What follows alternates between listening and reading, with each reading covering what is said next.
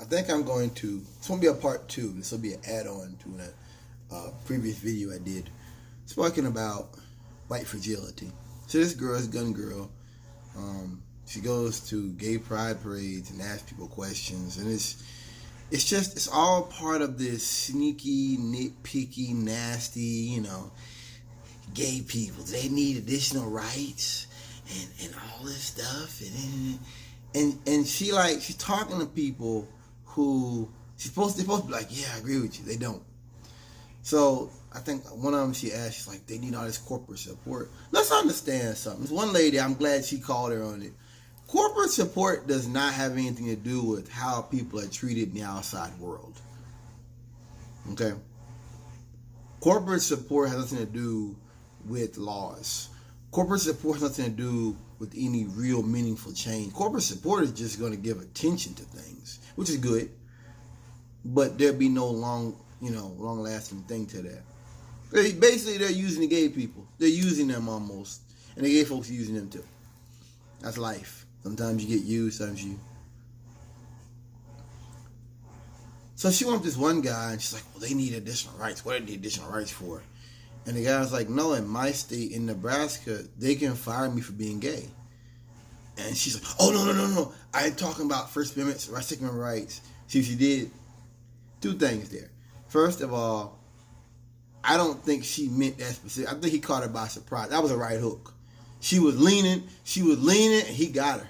I like stuff like that. I like when conservatives go out here and talk that bullshit, and then the average people are like, no. You know what I mean? I don't agree with that. It's because of this, that, and the other. This is another example of how, not all of them, because those other guys were Caucasian as well. These Caucasians that run around here with this agenda, as time goes on, it's not realistic for most people. He's telling you straight up, if I come out as gay and my boss doesn't like it, I could lose my job.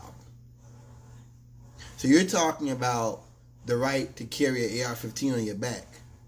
You're talking about the right to go out here and talk back to the police and all this shit. And that's, whatever. That's whatever. I'm focused on health insurance. I'm focused on paying my bills. I'm focused on paying my rent this month in a couple weeks, okay? And you're focusing on some other stuff. I think that helps us. I think that helps the left, honestly.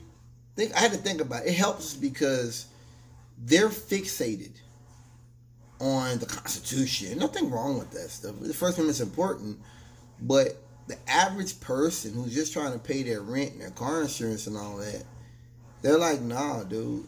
You know what I mean? And the more the right does stuff like that. And see, the thing, what's crazy about it is,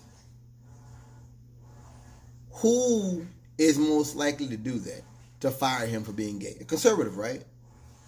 So you have conservatives who make society so strict and they make it so hard to have progressive change and to organize.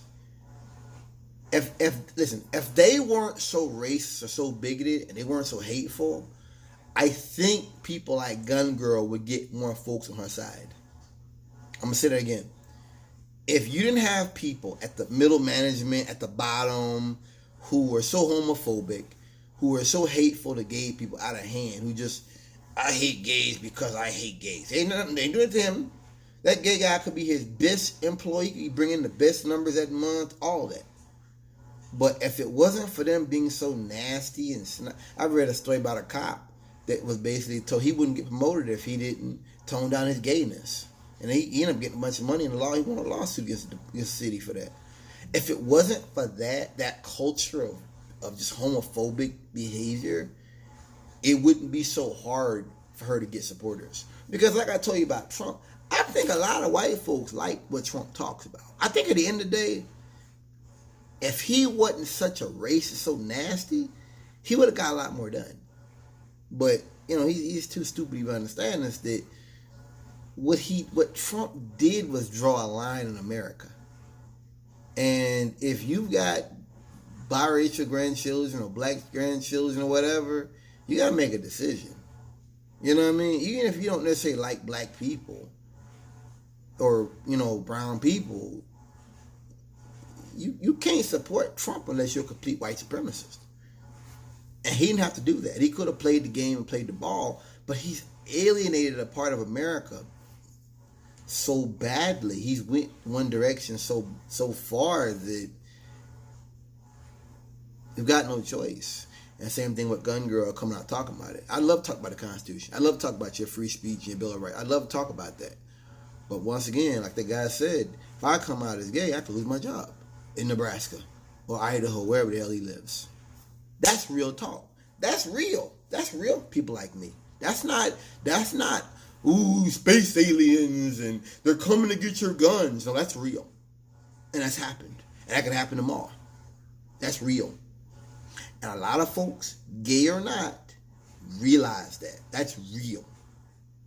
But like I said, the Caucasian, he's into these abstract ideas of the Constitution. And, you know, I think that's another part of what I talked about earlier, them putting themselves out of the brotherhood of man.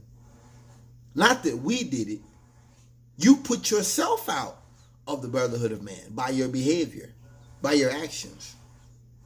This attitude as a Caucasian, I can do whatever I want because I can. I can go to a mall with a fully loaded AR-15 rifle and it's normal.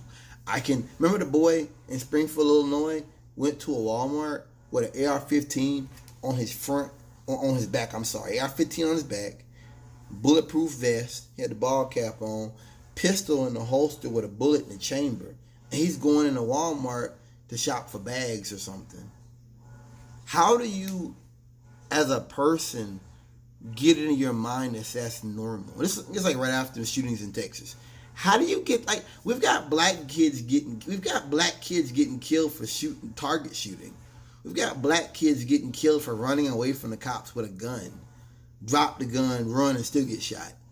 We've got black boys getting brutalized. They don't cooperate fast. And we had remember the one woman was at the gas station and she was trying to sit down and the cop was trying to swing her around and slam her. And the footage showed it. Like, she wasn't running. She literally, he charged her with resisting and all that. It's all bullshit.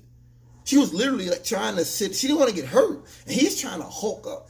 That's what they do. We don't have those kind of privileges. And so when you go out here talking about this First Amendment, glad to be American bullshit, and with Trump, with his people, they've only gone further on that as time's going on.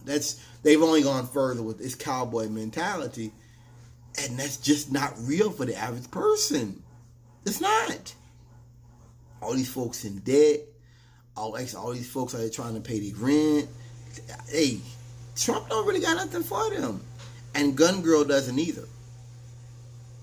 Going back to it. You know, fuck First Amendment. If I'm gay and I come out and I say, hey, I'm gay, my boss says, hey, come in the office, you're fired. I don't want your faggot ass in my business. Or he makes some shit up. My First Amendment right don't mean a whole lot right then. Especially if I got I ain't got a whole lot. If I had a whole lot of bills and shit. Okay? Let's understand. There's a lot of people out here that are living on credit. Living beyond their means. I don't agree with that. Yeah, you know, it's not right. A lot of folks like that out here. They're more likely to see my point of view than some chick walking around a college campus with a fucking AR-15 in broad daylight trying to get a rise out of people. Peace.